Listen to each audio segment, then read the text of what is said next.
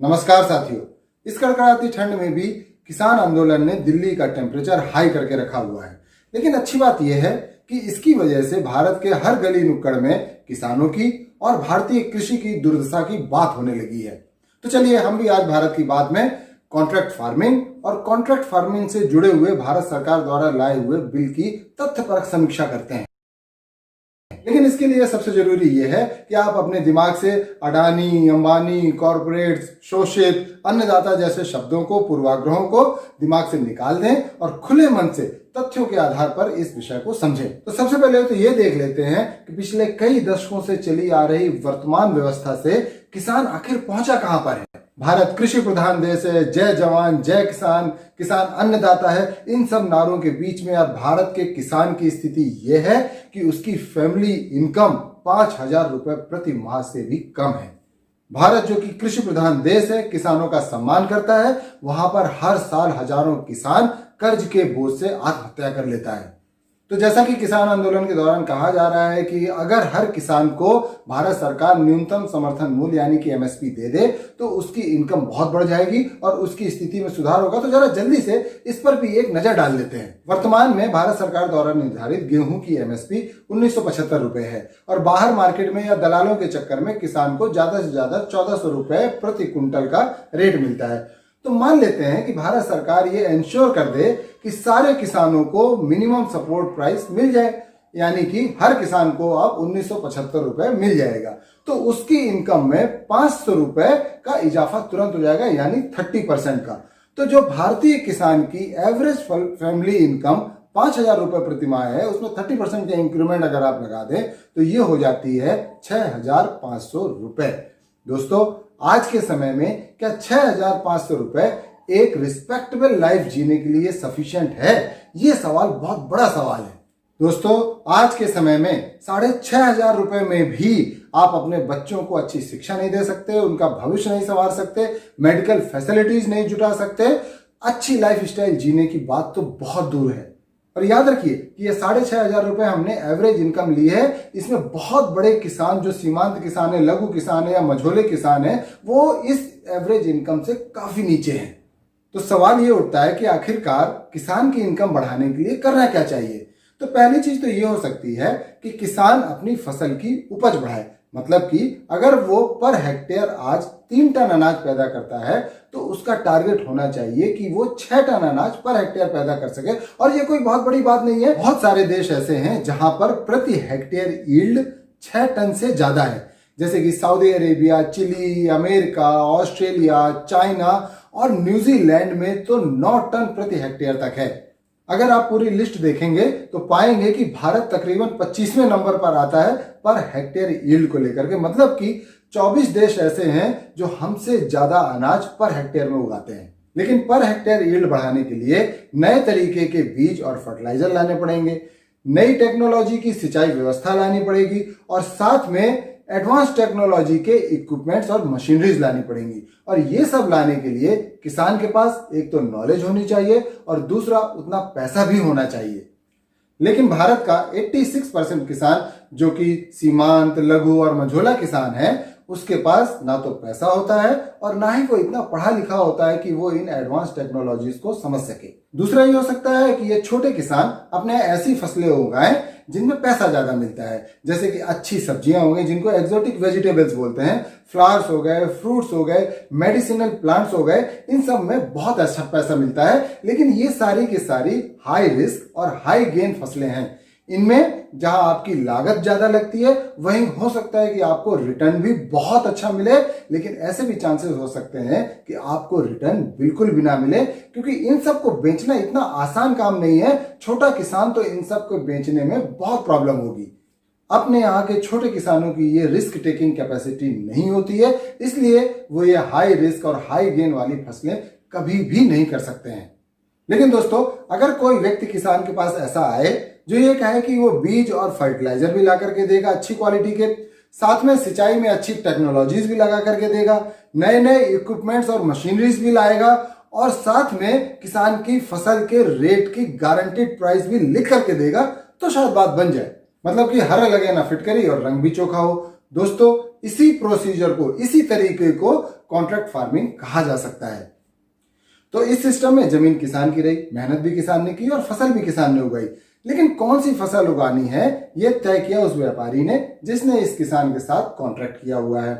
कौन सा बीज और खाद इस्तेमाल होगा ये भी उस व्यापारी ने अरेंज किया। सिंचाई व्यवस्था कैसे की जाएगी ये भी उस व्यापारी ने दिया। वो फसल करने के लिए कौन कौन सी नई टेक्नोलॉजी चाहिए, मशीनरी चाहिए, इक्विपमेंट्स चाहिए, ये भी उस व्यापारी ने दिए। और साथ में फसल शुरू करने के पहले ही ये लिख कर दिया कि फसल जब तैयार होगी तो उसका ये रेट दिया जाएगा।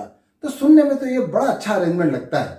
दोस्तों, ये कॉन्ट्रैक्ट फार्मिंग किसानों के लिए कोई नई नहीं है। ये बिल आने के बाद केवल इतना चेंज आएगा कि ये जो किसान और व्यापारी के बीच में कॉन्ट्रैक्ट होता था वो रिटन में होगा और उसकी कानूनी बाध्यता होगी, जिससे कि किसान का भी हित सुरक्षित रहे और व्यापारी का भी हित सुरक्षित रहे। आज भी बहुत सारे किसान हैं जिनका किसी मिठाई की दुकान से या अमूल से दूध देने का कॉन्ट्रैक्ट है, किसी किसान का बड़े बड़े मंदिरों में फूल देने का कॉन्ट्रैक्ट है, तो किसी किसान का होटलों में या कैटरर के साथ सब्जियां देने का कॉन्ट्रैक्ट है। तो ये कॉन्ट्रैक्ट फार्मिंग किसानों के लिए कोई नई चीज नहीं है।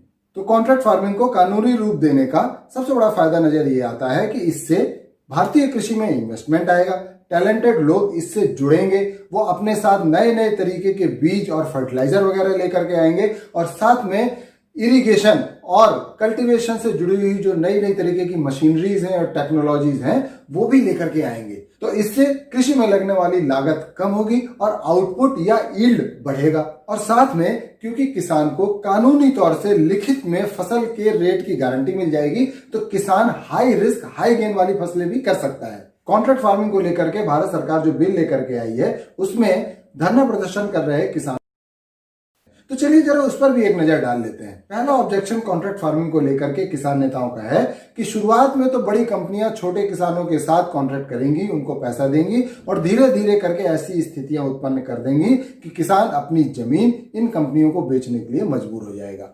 दोस्तों, किसान नेताओं के इस ऑब्जेक्शन में बिल्कुल भी दम नहीं है। इस बिल के चैप्टर 2(8)A में क्लियरली लिखा हुआ है कि किसान की जमीन को लेकर के ना तो बिक्री का कोई करार किया जा सकता है, ना उसको लीज पे लिया जा सकता है और ना ही उसको बंधक बनाया जा सकता है। साथ में अगर किसी भी तरीके की कोई रिकवरी भी आती है तो जमीन से लेकर कोई भी रिकवरी नहीं की जा सकती। साथ में आपको जानकर ये आश्चर्य होगा कि पंजाब में जहां के किसान सबसे ज्यादा धरना प्रदर्शन कर रहे हैं वहां 2002 से कॉन्ट्रैक्ट फार्मिंग चालू है।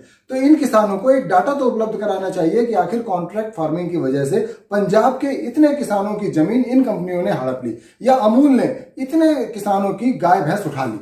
इसलिए दोस्तों, इस मांग में कोई आधार नहीं है। ये पूरी तरीके से सिर्फ और सिर्फ फियर मॉन्गरिंग है, उसके अलावा कुछ भी नहीं। दूसरा ऑब्जेक्शन ये है कि बड़ी कंपनियां किसान के साथ जब कॉन्ट्रैक्ट करेंगी तो उस समय तो वो एक रेट रिटर्न में दे देंगी, लेकिन जब फसल तैयार हुई उस समय अगर मार्केट में उस फसल का रेट ज्यादा हुआ तब भी किसान को उसी रेट में बेचना पड़ेगा जिसमें कॉन्ट्रैक्ट में लिखा हुआ है।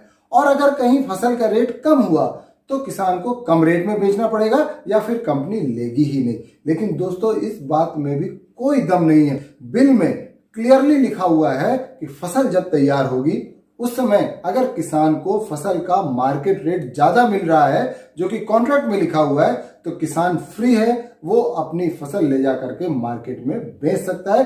कंपनी ने अगर कुछ उसको एडवांस दिया हुआ है तो वो किसान को वापस करना पड़ जाएगा। अगर रेट कम हुआ तो कंपनी के पास ये चॉइस नहीं है कि वो किसान की फसल ना खरीदे। कंपनी को किसान की फसल खरीदनी ही पड़ेगी, चाहे मार्केट रेट कितना भी कम हो, और वही पैसा देना पड़ेगा जो कि कॉन्ट्रैक्ट में लिखा हुआ है। तो आप देखेंगे कि इस क्लॉज की वजह से तो दोनों ही कंडीशन में किसान को ही फायदा है। किसान नेताओं का जो तीसरा ऑब्जेक्शन है वो कुछ ठीक समझ में आता है। इन नेताओं का कहना है कि बिल के अनुसार अगर व्यापारी और किसान में कॉन्ट्रैक्ट फार्मिंग को लेकर के कोई डिस्प्यूट हुआ तो उसका निस्तारण एसडीएम के द्वारा किया जाएगा 30 दिन के अंदर। लेकिन किसान नेताओं का कहना है कि ऐसा नहीं होना चाहिए, इसका निस्तारण कोर्ट के या न्यायालय के द्वारा होना चाहिए। ये बात किसान नेताओं की कुछ ठीक समझ में आती है और भारत सरकार इसके लिए तैयार भी हो गई है कि वो इसके निस्तारण के लिए फास्ट ट्रैक कोर्ट बनाएगी। लेकिन दोस्तों, व्यक्तिगत तौर पर मुझे लगता है कि न्यायालय जाना किसान के बस की बात नहीं है। भारत के न्यायालयों में 4 करोड़ केसेस पेंडिंग पड़े हुए हैं और अगर किसान व्यापारी के अगेंस्ट कोर्ट जाएगा तो उसको न्याय कितने सालों बाद पर मिलेगा इसका कोई अता पता नहीं है और तब तक तो किसान का पूरा घाटा हो चुका होगा।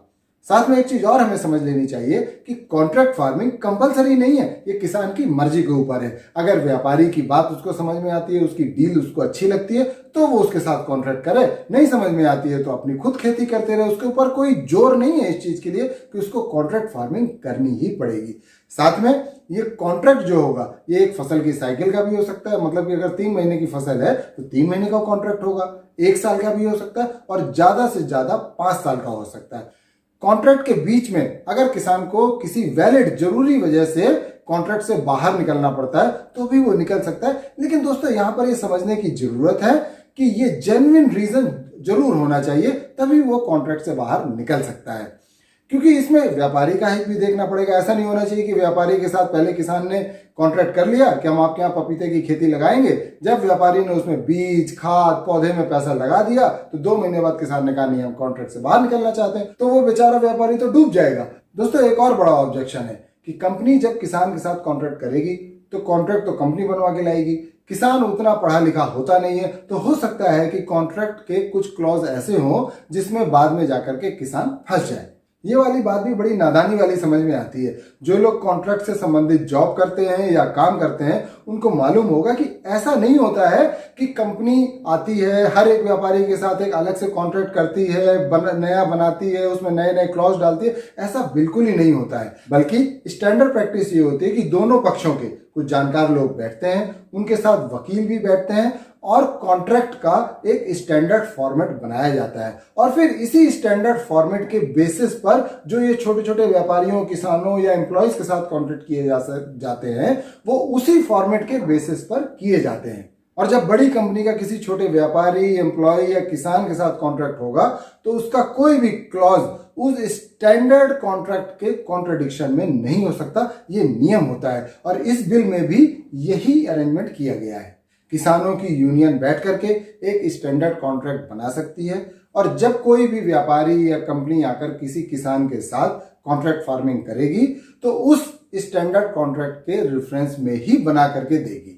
तो दोस्तों अगर आप ये बिल पढ़ेंगे जो कि सिर्फ 8 पेज का है तो आपको प्रदर्शनकारी किसानों के ज्यादातर ऑब्जेक्शन बेसलेस नजर आएंगे। दोस्तों ये बिल्कुल नहीं कहा जा सकता कि कॉन्ट्रैक्ट फार्मिंग लागू होने से कल से ही किसान की इनकम 3 गुना 4 गुना बढ़ जाएगी, लेकिन जब प्रेजेंट सिस्टम पूरी तरीके से फेल हो चुका हो तब नया सिस्टम लाने के लिए इस तरीके के नए स्टेप्स जरूर प्रभावी हो सकते हैं। ये कॉन्ट्रैक्ट फार्मिंग वाला सिस्टम भारतीय कृषि के लिए, किसानों के लिए, व्यापारियों के लिए, सभी के लिए विन विन सिचुएशन की तरह समझ में आता है। ओके फ्रेंड्स, तो आप कमेंट्स बॉक्स में अपने कमेंट्स और सुझाव लिखना ना भूलें, हम उन पर जरूर चर्चा करेंगे और हमारा चैनल सब्सक्राइब करना तो बिल्कुल ही ना भूलें।